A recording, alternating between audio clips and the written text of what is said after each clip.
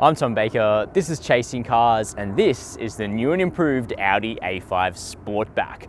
Now the A5 Sportback was already a pretty handsome vehicle, and you and I have taken several looks at it before, but I actually reckon this 2020 facelift looks absolutely brilliant, especially on this car, which has a lovely dark grey metallic paint and all of these silver accents, from the chrome garnishing around the grille here to those big 20-inch wheels that are part of the S-Line Sport package, which is an option on this vehicle and just amps up some of the performance-orientated visuals a little bit. But we'll talk about how this vehicle drives shortly, really focused around the 2-litre turbocharged petrol engine under the bonnet. But before we do that, in today's video, we'll do our usual thing of checking out the revised interior on the A5 Sportback, which has a couple of controversial changes. We'll take a look in the back seat and then at the boot, which is actually a hatchback on this car. And that's an interesting point because the A5 Sportback has now eclipsed the traditional A4 sedan in terms of sales of Audi passenger cars. So clearly people prefer this new body style. And that to me is a really interesting point because obviously we're all familiar with the fact that Australians are buying more and more SUVs, but actually luxury passenger car sales have remained reasonably strong, but in these new and different body styles, including the Sportback form factor, which Audi does pretty well in my opinion, and I think it makes for a good looking car. But let's talk about what life is like inside the A5 Sportback.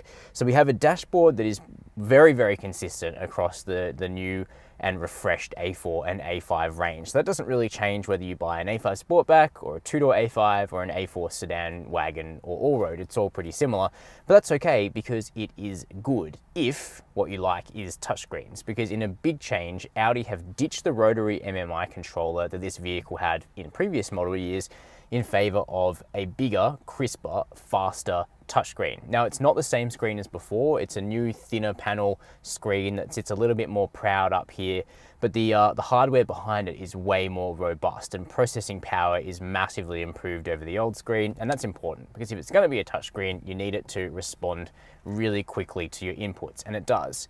Audi's software works very well. The navigation, which is backed up by a satellite mapping connection with a Telstra 4G SIM card for the first 3 years, that works really well. We've got digital radio, Bluetooth, which sounds good, even though this car just has Audi's hi-fi stereo, not a upmarket premium branded stereo. It still sounds fine. The problem though is the A5 Sportback and the rest of the refreshed A4, A5 range isn't going to gain wireless Apple CarPlay until 2021. Why? Who knows? But I think that's a little annoying for people that are early adopters of this car. We don't know yet whether or not it can be baked in later. What we do get though is a virtual cockpit ahead of you, slightly new design compared to the old version, still works super well and looks great, helps to have that map in your line of sight. Lovely steering wheel stays the same, which I'm really pleased about.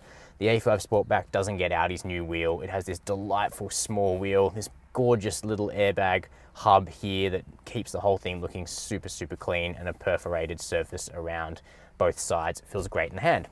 Comfy seats, electric adjustment for both front seats and memory for the driver. We've also got heating here. You don't have to go for black, but it's quite classic and a good match to the brushed aluminium trim in this vehicle. And practicality is good.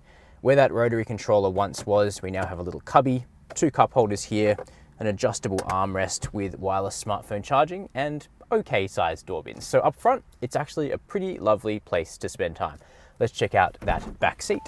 One of the sexiest parts of the A5 Sportback are its frameless doors, which look pretty cool, and they still close with that traditional clunk that you expect from a luxury German car. And this is still a German-made car, unlike some of its rivals, and it feels very, very solid. Plus, even though we have that sexy Sportback roofline, here in the back seat, the room on offer isn't bad. So I'm sitting behind my own driving position, I'm 6 foot, and my headroom is okay. I've got another inch or so, but bear in mind this car is not optioned with a sunroof, which would eat into headspace a little bit. Legroom is totally fine, tow room is acceptable. Obviously, I don't think you'd make this your only family car. If you had tall teenagers, you'd probably go for a wagon or an SUV, but as a second car, I reckon this is absolutely beautiful, and it still gives you heaps of practicality when you need it. We've got clear mounting points for baby seats here in the back as well. We've got air vents, a separate temperature zone, 2 extra charge ports back here, USB old style, a 12-volt socket. All the good material quality extends here into the back. We have a flip down armrest with cup holders, individual cup holders left and right, and a little bit of flock lined storage space in the middle, plus a pass through to the boot if you were going to use the A5 Sportback to go to the snow, which personally I think could be very cool. So back seat certainly passes in my opinion. Let's check out that big hatchback boot. As I walk past the sticker which says this car still has a 3-year warranty. Mercedes now has a 5-year warranty in Australia, so there's really no excuse. Now, opening up this tailgate here, we do have a power tailgate, which makes it really, really nice and easy. And plus the huge benefit of the Sportback form factor is look at how easy it is to put stuff into this boot. Unlike a traditional sedan, you don't have to kind of post it through a little aperture. Instead, you have all of this room. So it's kind of a blend of the benefits of a sedan and a traditional station wagon. Got a few smart features in here. We've got netting to stop your stuff rolling around. Underneath the boot floor, we have a space saver spare. Another little section off to the left, plus these cargo covers, which are real quality items that prevent people from looking in and seeing your stuff when the car is parked. Another button to either close or lock the car, and we can jump into the driver's seat and see how this thing goes on road. So what is the A5 Sportback like to drive? Well, it really depends on which engine you get, because even though it's a fundamentally similar car no matter what, because here in Australia there are just 2 engines and they're both 2-litre turbocharged petrol 4-cylinders, the character does change because the lower state of tune of that engine, which is badged 40 TFSI, is front-wheel drive, whereas the vehicle we're driving now, the 45 TFSI, even though it only bumps up by 5 on that badge, it's a fundamentally different car. It has quattro all-wheel drive for starters and quite a bit more power and torque that makes it feel ultimately quite a bit more sprightly and also just better at putting that power down in various circumstances. So the 40 TFSI, the front-wheel drive 2-litre petrol, that vehicle produces 140 kilowatts of power and 320 newton meters of torque, whereas the 45 TFSI Quattro all-wheel drive produces 183 kilowatts of power and 370 newton meters of torque. So, you know, definitely a bump, but it's also much better at putting that power and torque to the ground through a really proactive all-wheel drive system that basically means you never feel wheel spin or torque steer in this car. It's tremendously effective at making the A5 Sportback feel really pacey and just really lovely to drive as a rule.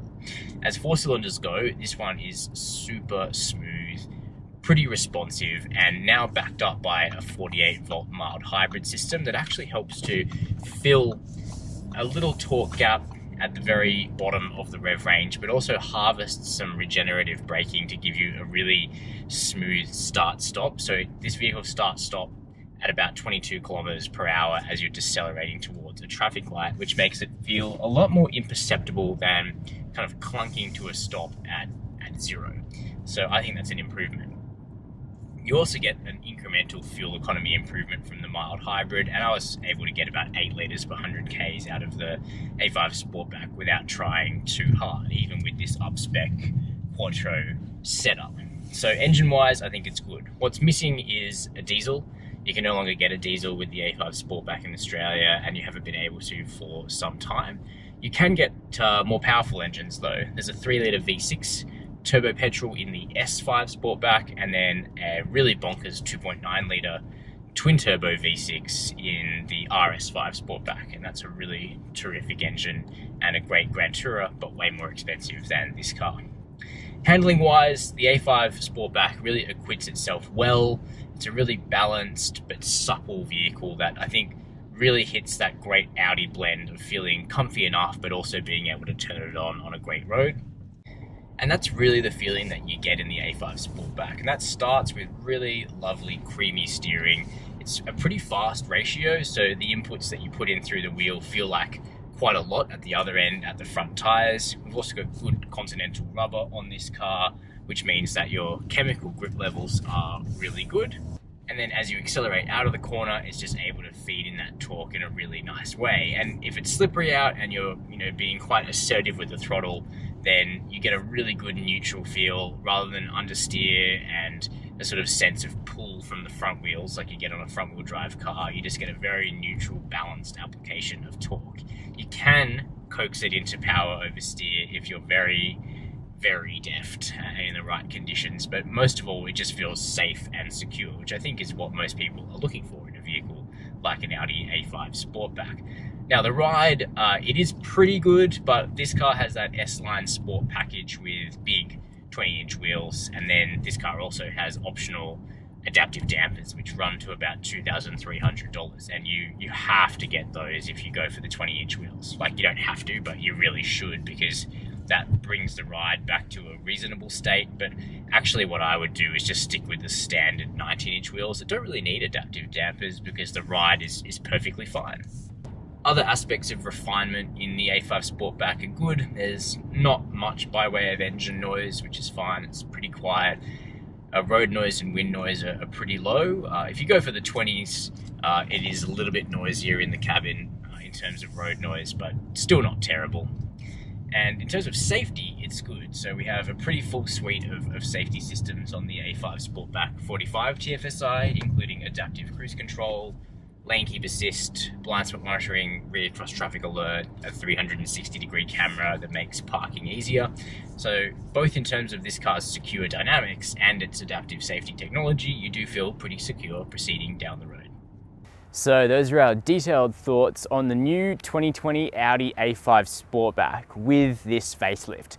Look, I'm a big fan of this genre of cars. I really like these sedan-esque hatchbacks because I think they give you kind of that very classic shape of a saloon car, but with the additional practicality of a hatchback. And I mean, what's not to love about that? The fact the A5 Sportback 45 TFSI also drives really brilliantly just puts the icing on the cake. So if I was looking for a vehicle to drive to work and then also be able to go for a really great blad on a country road while also having a couple of baby seats in the back, you would have to look at a car like this. I reckon it's very desirable. But I'm keen to know your thoughts, so let me know below the video in the comments box. While you're there, please consider subscribing and hitting the notification bell. It makes a really big difference. And as always, thanks for watching Chasing Cars.